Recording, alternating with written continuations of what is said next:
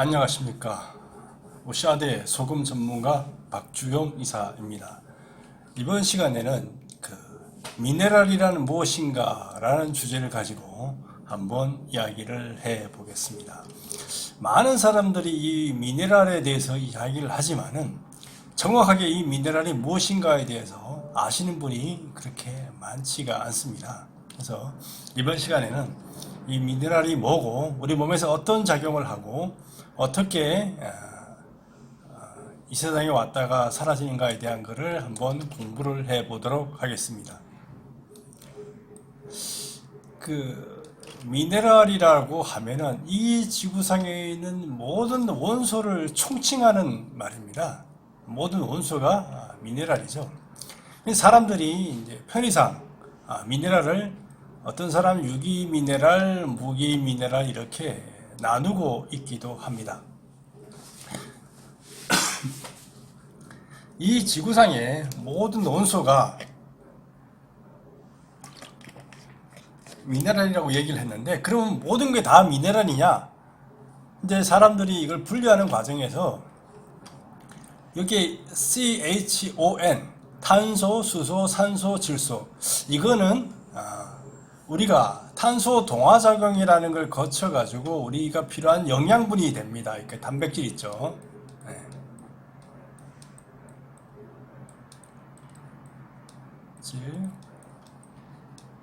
지방,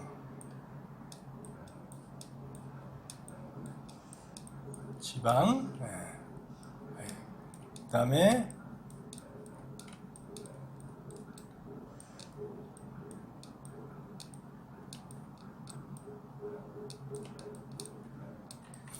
이 단백질, 지방, 이 탄수화물, 이게 CHON으로 구성이 됩니다. 단백질은 CHON으로 되고요, 지방은 CHO, 탄수화물도 CHO로 구성이 됩니다.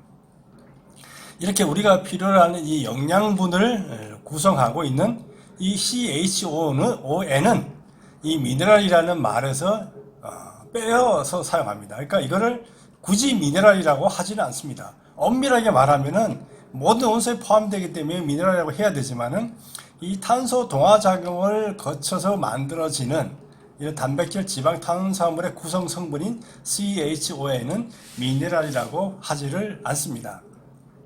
그 나머지 나트륨, 마그네슘, 칼륨, 황, 요오드, 망간 이런 것들을 이제 미네랄이 되는 거죠. 근데 이 미네랄 중에는 사람들이 이제 유기 미네랄, 무기 미네랄로 나누는데, 이 기자가 여기에 있는 이 탄소입니다.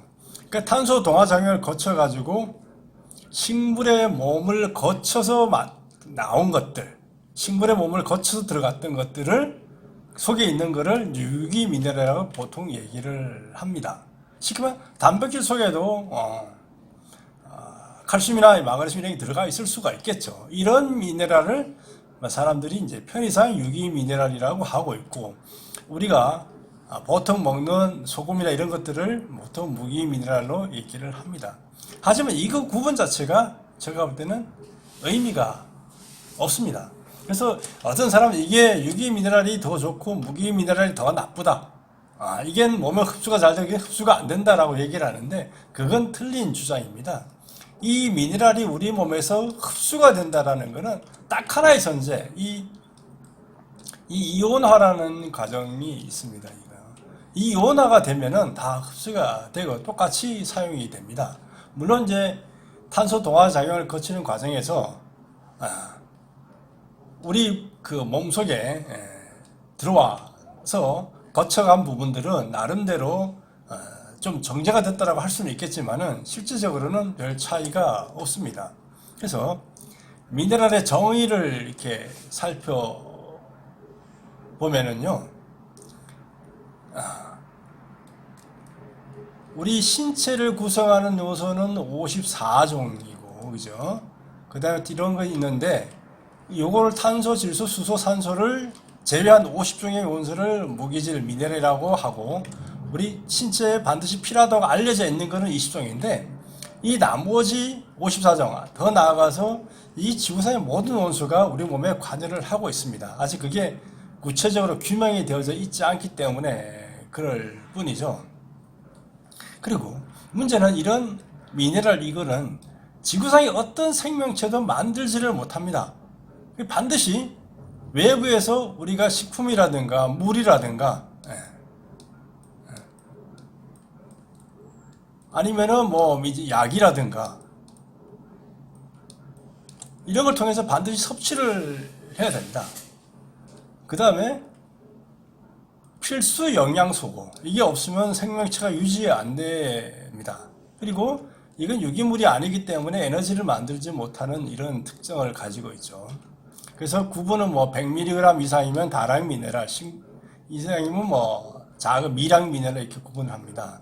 그래서 구분을 따지고 보면은 소금에 많이 들어있는 칼슘이나 뭐 나트륨 이런 것들은 다량 미네랄이고, 미량은 철, 아연, 요오드, 셀레늄, 구리 이런 것들은 미량 미네랄을 불리고 있는데 이런 것들이 우리 몸에 다 필요합니다.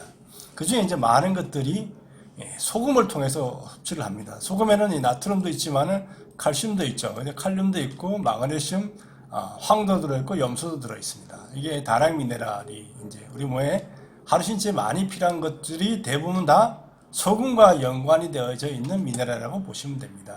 그 위에 이런 많은 것들도 소금에 다 들어있죠. 어쨌든 우리 몸에는 이런 많은 미네랄들이 필요로 합니다.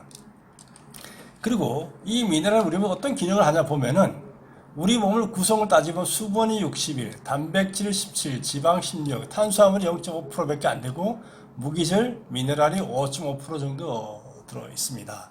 탄수화물은 많이 먹지만은 이제 에너지 대사에 사용이 되기 때문에 우리 몸 자체에 축적되어 있는 것은 적습니다.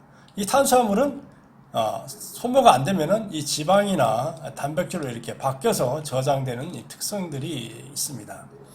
우리 몸에서 이 미네랄은 4 내지 5% 차지하지만은 이게 우리 몸에서 대단히 중요합니다. 없으면은 성장과 발육에 지장도 되고 질병도 걸리고 사망에 이르고 뭐 뼈 이런 구성하는 건 여러분이 다 익히 알고 있죠. 체계의 전해질 균형에도 아주 중요한 영향을 미치는 게 바로 이 미네랄이 되겠습니다. 그래서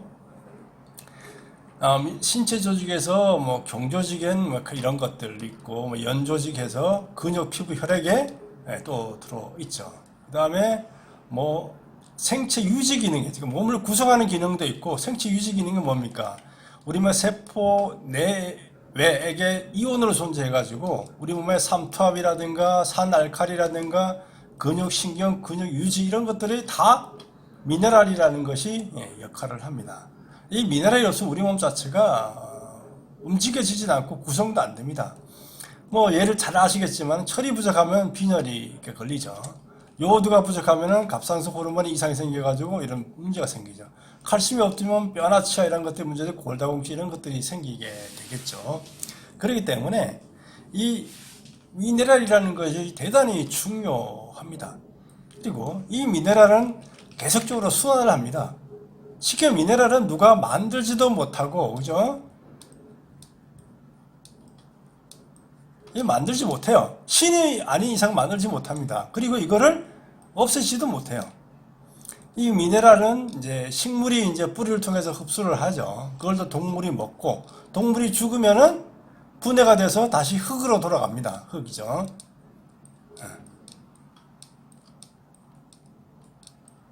이 흙으로 돌아갑니다. 땅속으로 돌아가는 거죠. 그래서 다시 그게 식물이 먹고 이렇게 돌아오는 거죠. 바다에서도 마찬가지입니다. 바닷물 속에 녹아있는 미네랄들은 해조류나 물고기들이 이제 먹게 되고 그걸 통해서 우리가 또 잡아먹기도 하고 그러면서 다시 죽으면 돌아가는 미네랄이 계속적으로 이렇게 순환을 합니다. 이게 사람이나 동물이나 식물이나 이건 미네랄을 만들지를 못해요. 영양물질은 식물이 만들 수가 있지만 이건 안 됩니다. 그렇기 때문에 우리가 필요한 만큼 섭취를 해야 되는 게 바로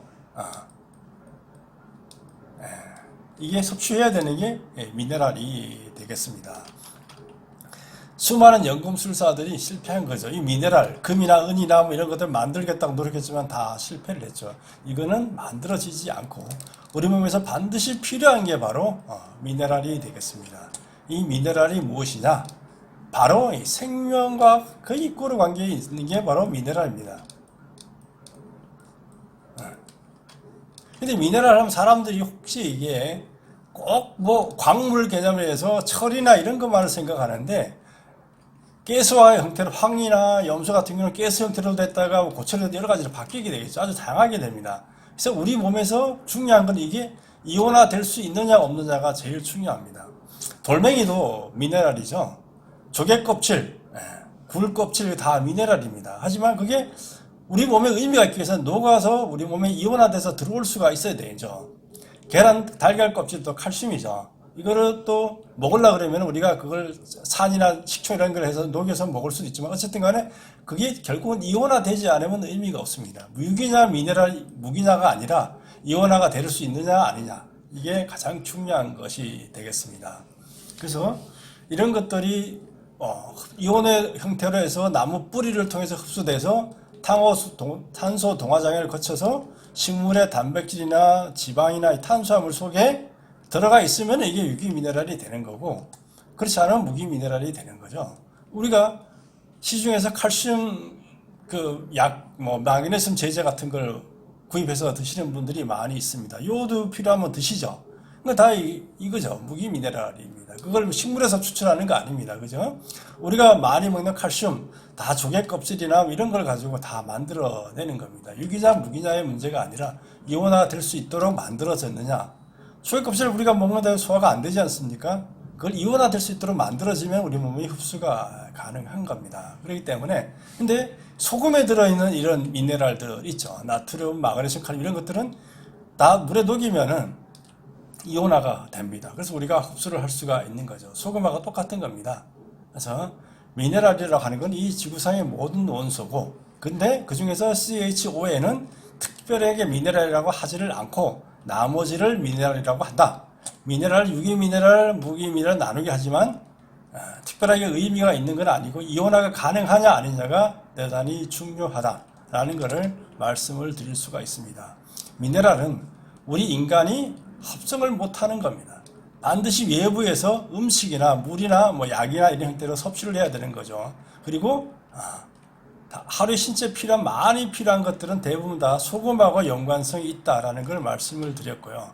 미량 미네랄도 없으면은 생명에 큰 지장을 줍니다. 그렇기 때문에 골고루 음식을 먹는 것이 대단히 중요하다. 그리고 미네랄 자체가 우리 몸에서 구성하는 부분은 그렇게 많지 않지만 대단히 중요하고 없으면은 생명 활동에 지장이 있고 미네랄은 우리 몸을 구성하는 물질이면서 몸을 움직이는 생체 기능을 유지하는 기능도 갖고 있고 없으면 큰 문제를 일으키는 거고 그리고 미네랄은 이렇게 계속적으로 순환을 한다라는 것을 알아두시면은 미네랄에 대해서 충분한 지식이 되지 않겠는가 이렇게 생각을 합니다. 감사합니다.